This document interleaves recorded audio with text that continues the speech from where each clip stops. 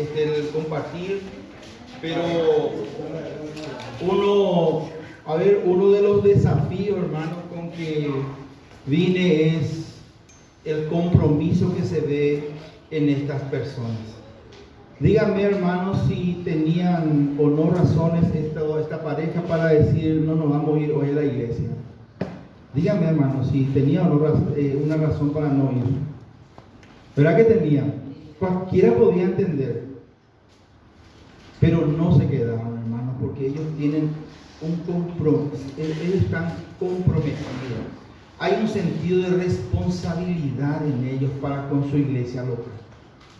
Y hay un sentido de pertenencia también, hermanos, porque evidentemente ellos entienden, creen de que ese Señor se llama Derlis, de que no hay otro Derlis en la iglesia que pueda suplir su ausencia.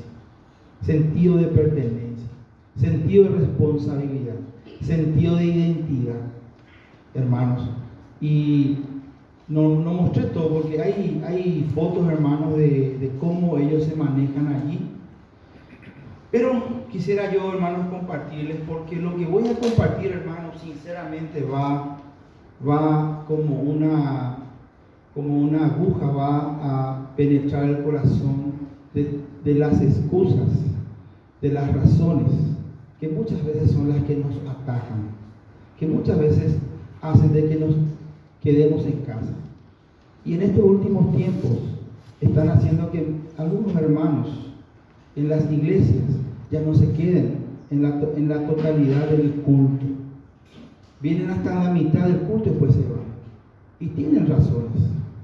Pero lo que vamos a compartir, hermanos, sinceramente va a atacar a aquellas excusas y aquellas razones que no son valederas delante de Dios. Porque hay razones, hermanos, que sí, y Dios sabe, pero hay algunas que ya no.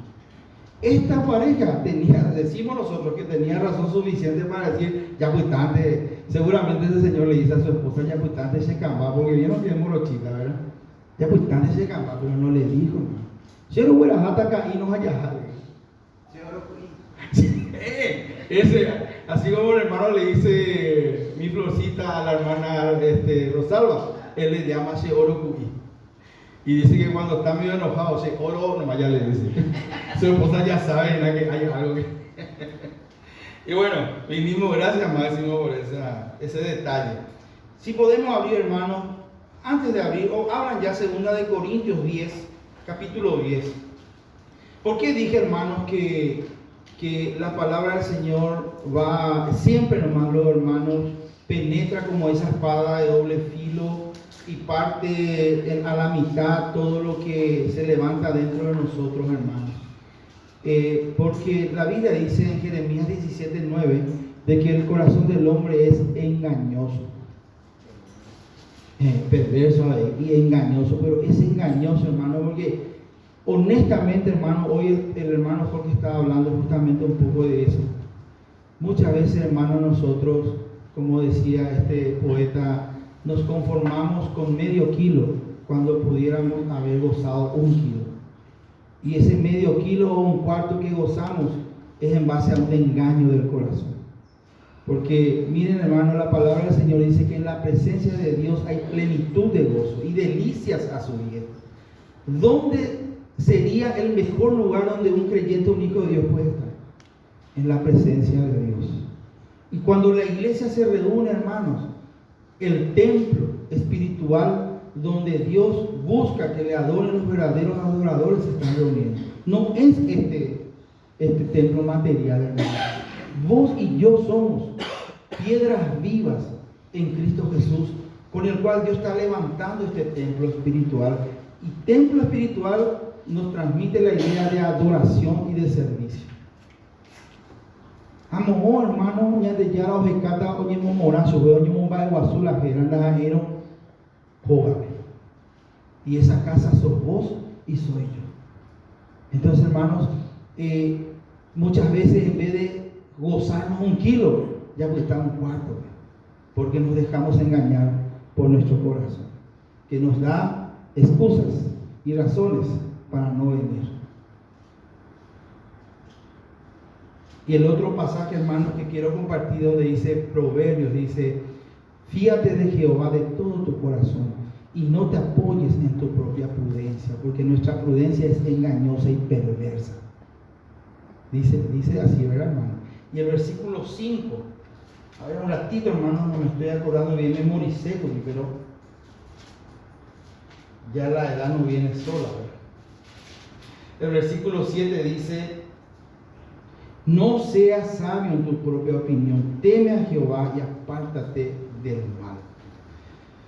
Y aquí, segunda de Corintios 10, capítulo 3 al 5, miren lo que dice, hermanos. Pues, aunque andamos en la carne, no militamos según la carne, porque las armas de nuestras milicias no son carnales, sino poderosas en Dios para destrucción de fortalezas, derribando argumentos y toda altivez que se levanta contra el conocimiento de Dios, y llevando cautivo todo pensamiento a la obediencia a Cristo.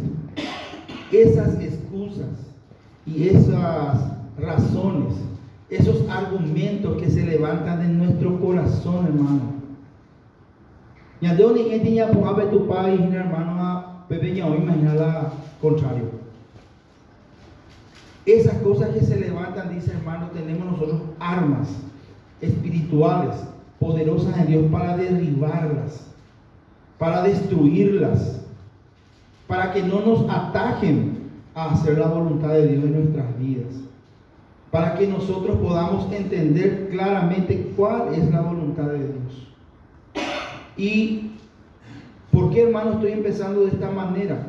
Porque dije, hermanos, que lo que vamos a compartir va a atacar directamente, justamente a esas razones y excusas que se levantan de nuestro propio corazón contra la voluntad de Dios, contra la verdad de Dios, que es lo mejor, que no es tedioso.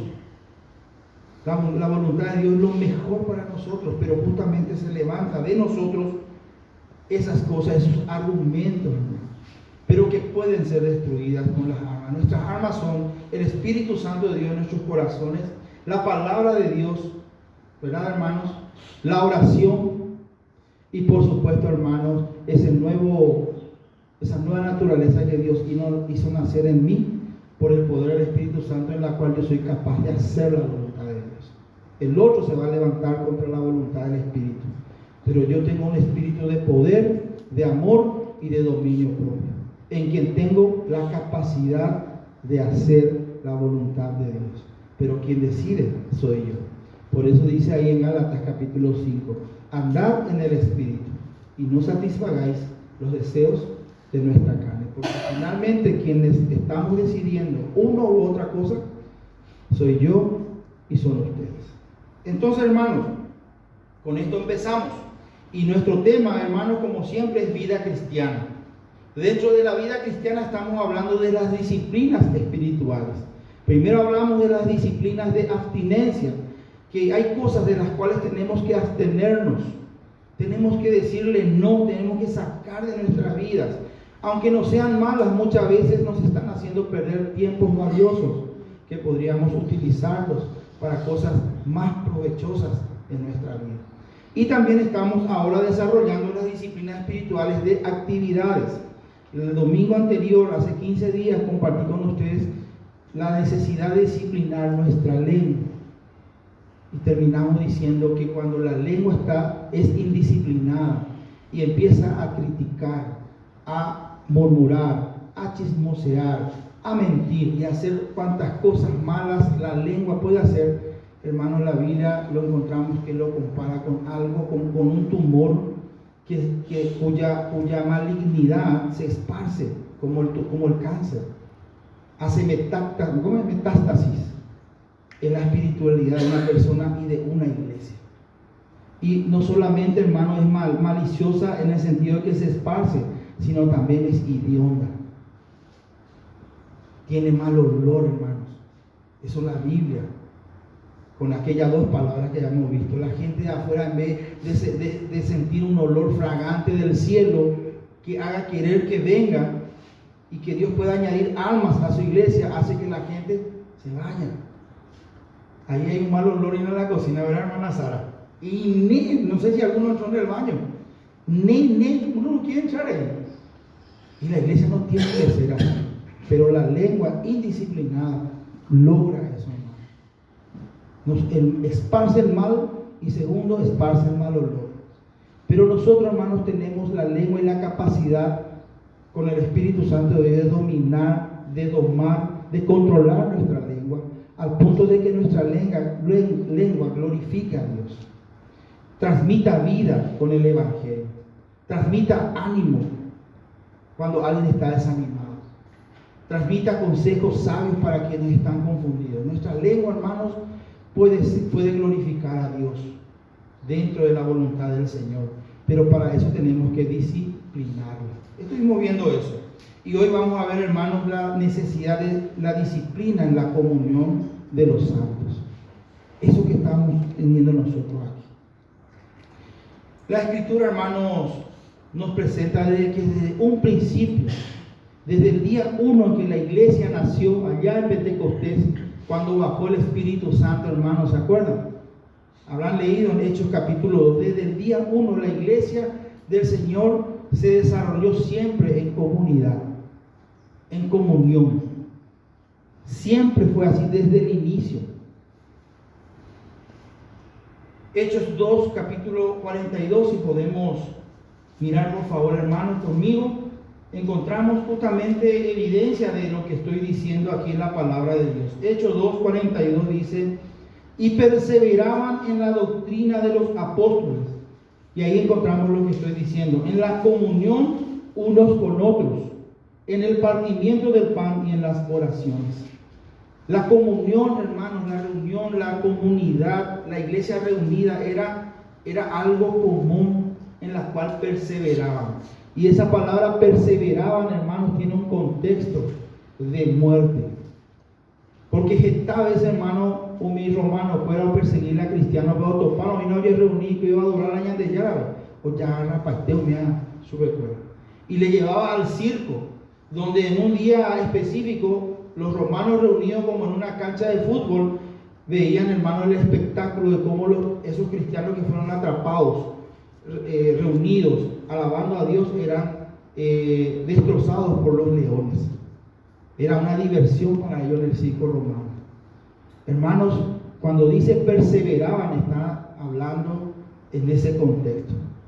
No es, hermanos, que llovía y no se quedaban en sus casas nomás, sino que o estaba mal el tiempo e igual se iban. No, ellos se reunían, buscaban reunirse, hermano, a pesar de que eso significaba un peligro para sus vidas.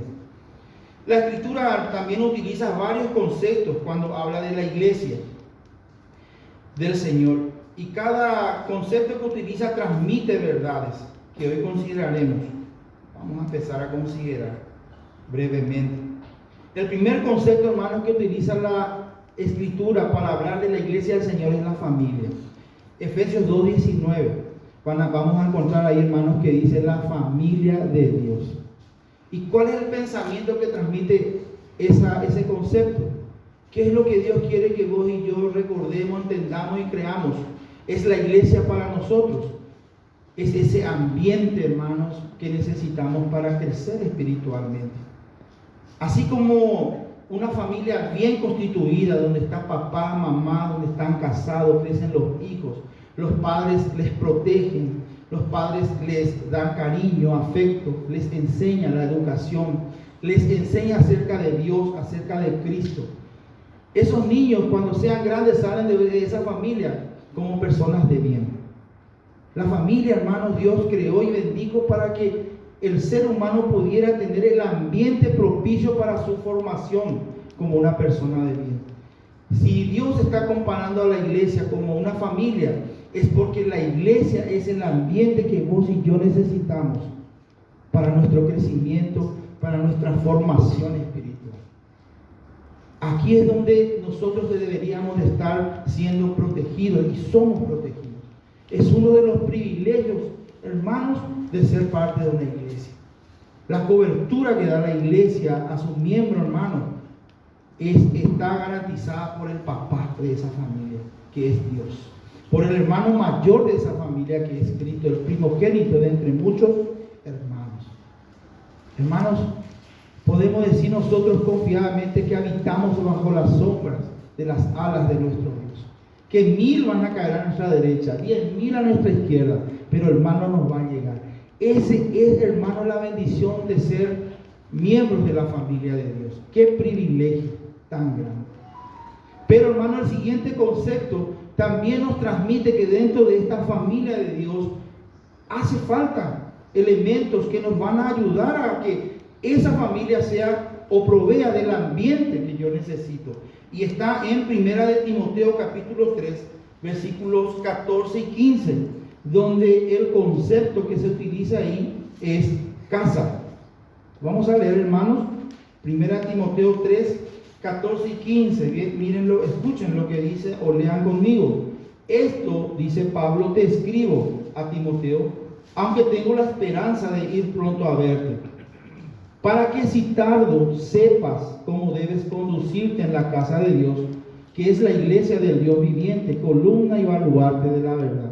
Hermano, la traducción pareciera ser que le habla a Timoteo, no, para que sepas cómo debes conducirte. Pero si alguno tiene otra traducción, como por ejemplo la de las Américas o NTV, va a encontrar, hermanos, que el sentido que le da a esas traducciones es no solamente Timoteo, sino toda la iglesia tenía que saber cómo conducirse. La traducción un poco más clara es para que sepan cómo deben conducirse en la iglesia, que es la casa de Dios. Hermanos, casa de Dios nos habla, hermanos, de orden. Para que un chico salga de una familia bien constituida, educado, salga preparado para afrontar el mundo, en esa casa tuvo que haber orden. En esa casa tuvo que haber disciplina. En esa casa tuvo que haber limitaciones, que nos da gusto, pero al final las limitaciones nos protegen. Si vos le decías a tu hijo, no vaya a estar por la calle más de las 10, a las 10 tenés que estar en casa. Si no se cierra la puerta, no entra más. Me hago ya y por un de allá. Pero el chico está a las 10. ¿Y qué le está protegiendo?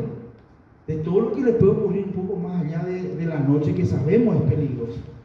Si le decimos a nuestro hijo, mira hijo, vos podés usar tu teléfono de 9 a 10, a partir de las 10 ya tu teléfono vas a apagar. No da gusto, el chico tal vez zapatea todo, pero le está protegiendo de cosas que a partir de esa hora, a través de las redes sociales, están sucediendo y destruyendo vidas de niños en las narices de sus padres, que no están poniendo límites. Y hablo de estos dos ejemplos como algo muy de nuestros días, ¿no? Porque antes me recuerdo a mi papá, la tele me prohibía ver hasta tarde. Por ejemplo, de la escuela a casa, ni 10 minutos yo no me tenía que atrasar. Era ya puta calle. Eran limitaciones, eran prohibiciones que finalmente me protegieron, hermano. Y es lo que tiene que haber en una casa para que salgan niños formados y preparados para afrontar esta vida como una persona de bien. Hermanos, cuando Dios habla de casa con respecto a su iglesia, también está hablándonos de eso. De que en la casa de Dios, en la iglesia, tiene que haber orden. Aquí tiene que haber disciplina. Aquí tiene que haber limitaciones. Usted, hermano, ya de ella le copen normas y nada, pues veía, por ejemplo, donde ella portaba ahí donde trabajo, pero repercutir la iglesia, ¿verdad? Porque donde vos estás, tenés que saber que estás representando a la iglesia de Dios. Da, hermano, otro religión ya tradicional, ya que o va el domingo tu pavo, pero mi mamá ya cumplí más años de ya, ni a usted bebe, hoy coma carretilla y señacana. Aquí, hermano, la iglesia del Señor, hermano, donde quiera que nosotros estamos siendo representantes, somos unos pequeños Cristos, donde quiera que estamos. Y nuestra conducta tiene que glorificar allí como acá también al Señor. Y, hermanos, entonces para que aquí nosotros podamos crecer espiritualmente, para que aquí podamos nosotros formarnos como siervos de Dios, es necesario que haya orden. Es necesario que haya limitaciones, normas. Es necesario que haya disciplina. Disciplina de lo alto, no del hombre, de lo alto. Otro concepto, hermanos, que encontramos es de un cuerpo. Primera de Corintios, capítulo 12, versículo 12 al 14, dice, hermanos, que todos somos miembros y le presenta a la iglesia como un cuerpo. Y dice que Cristo es la cabeza en Efesios capítulo 5, cuando habla de la analogía del matrimonio, así como el esposo es cabeza de la mujer, Cristo es la cabeza de la iglesia, la cual es su cuerpo. ¿Y qué es lo que Dios quiere que vos y yo entendamos de la iglesia del Señor a la cual pertenecemos cuando le está comparando con un cuerpo? ¿Saben, hermano, qué quiere el Señor que vos y yo entendamos?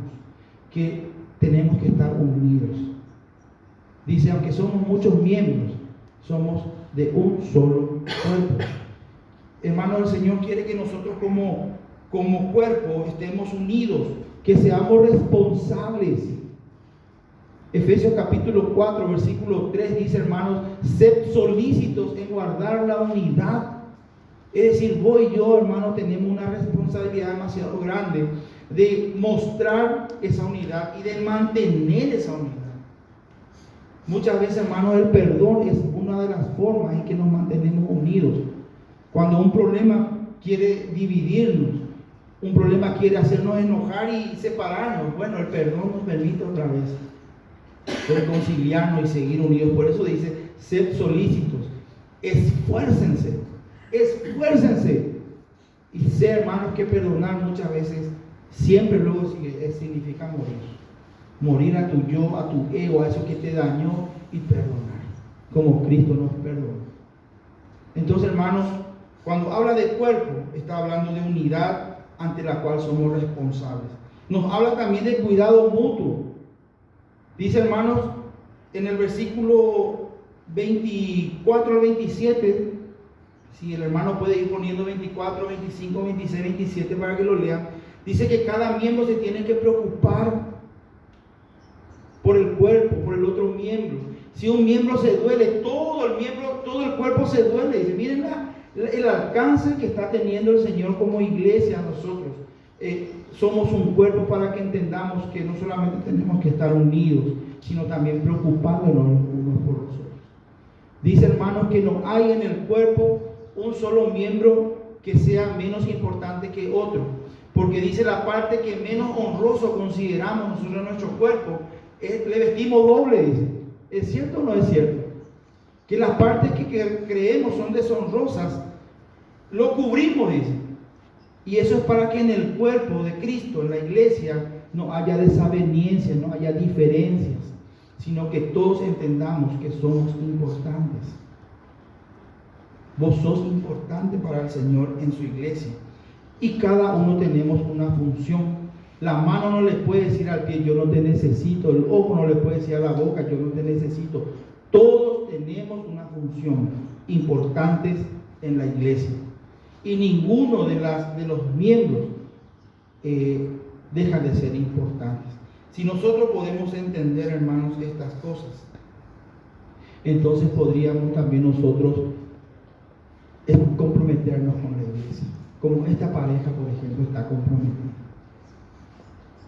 Si nosotros podemos entender cuán privilegiados somos en ser miembros de la iglesia del Señor, hermanos, no dudaríamos en comprometernos con el Señor, con su iglesia.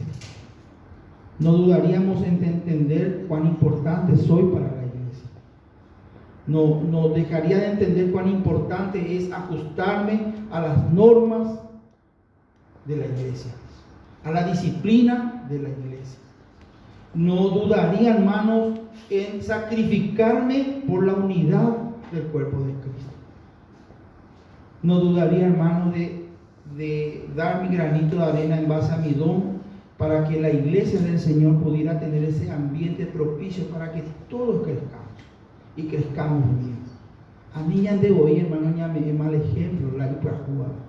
Porque hoy para jugar, hermano, a mi talla, ejemplo ahí para veo aprender que la hipoja. Increíble. El chico, hermano, vos le enseñaba todo lo bueno, de repente escuchó una grosería por ahí, automáticamente ya dice esa grosería. Fácilmente, ¿verdad? Es más fácil. Pero nosotros, hermanos, tenemos que ser parte de todo esto que significa la iglesia del Señor. Todo esto que estamos diciendo, hermanos, tiene que ser suficientes motivos para afirmar nuestro compromiso con el Señor. Y si, hermano, examinándome yo a la luz de lo que estoy diciendo, encuentro de que estoy teniendo algunas conductas impropias con la iglesia, bueno, ojalá lo que estamos hablando, la palabra de Dios que estamos hablando, me estimule, me anime, me confronte para corregir esas malas actitudes. Y voy a mencionar algunas que son mis malas actitudes. Yo no hablo de ninguno de otros, sino de mí. Dice, hermano, no congregarme regularmente. Esa es una mala conducta. No congregarme regularmente. Y miren que estoy apuntando a lo que normalmente son las razones por las cuales no estoy congregándome regularmente. Y yo les invito, hermanos, como a mí el Señor me está confrontando, a ver un poco mis razones por las cuales no estoy viniendo a la reunión de oración, por ejemplo, por las cuales no estoy viniendo los domingos regularmente. ¿Qué es lo que me detiene? Porque a Dios no le voy a engañar. No os engañéis, Dios no puede ser burlado. El otro mal que estoy viendo, hermano, que yo considero cuando lo que me hace retirarme no es algo que sea suficiente delante de Dios, también, hermano, es una mala conducta. Retirarme a mitad del culto. Yo para iba a Santa Cena se ya. Mis razones puede ser no me gusta escucharle a Antolín, no es razón suficiente. Puede ser, tengo que cocinar para mi hijo, me acuerdo de la hermana Dorita. ¿Se acuerdan de la hermana Dorita? Ella era una persona que o pasa Santa Cena o Joma. Y un día le pregunté y me dijo, a cocinarse de familia. Y le dije, vos de familia, ¿acuerdas con hermano tu chapama? Le dije, ya me acuerdo domingo por lo menos tú cocinando, de cuidar y adorar de Yara. Desde ese día ella se quedó, todos los domingos se quedaba. No se enojó, tal vez le incomodó un poco, era la confrontación, pero se fue a examinar lo que escuchó y evidentemente se dio cuenta de que domingo, día del Señor, el único que tiene que ser servido es nuestro Dios, nuestro Señor, que dio lo mejor del universo por nosotros y que merece de nosotros también un domingo a la mañana que le adoremos como iglesia. Yo sé, hermano, que hay razones por las cuales muchas veces nos quedamos o muchas veces nos tenemos que retirar. Pero, hermanos, cuando esas razones son suficientes, lo regular es que siempre nos quedemos y se vuelve irregular nuestras ausencias. Y así tiene que ser, hermano. Nuestras ausencias en la iglesia del Señor tienen que ser irregulares. Y Hebreos 10:25 dice justamente eso, que, como dice, no dejando de congregarnos como algunos tienen por costumbre. Yo les invito, hermano, a que podamos examinar un poco nuestro corazón, examinar un poco nuestro nivel de compromiso. ¿Por qué tenemos la conducta que tenemos con el Señor y con su iglesia? Si sos una persona que estás comprometida y que estás procurando siempre estar regularmente en todas las actividades propias de los fines y propósitos de la iglesia del Señor, que el Señor nos confirme, nos fortalezca y que sigamos adelante. Si somos una persona que estamos siendo irregulares, pues creo que el Señor nos está confrontando de esta manera, con nuestras razones.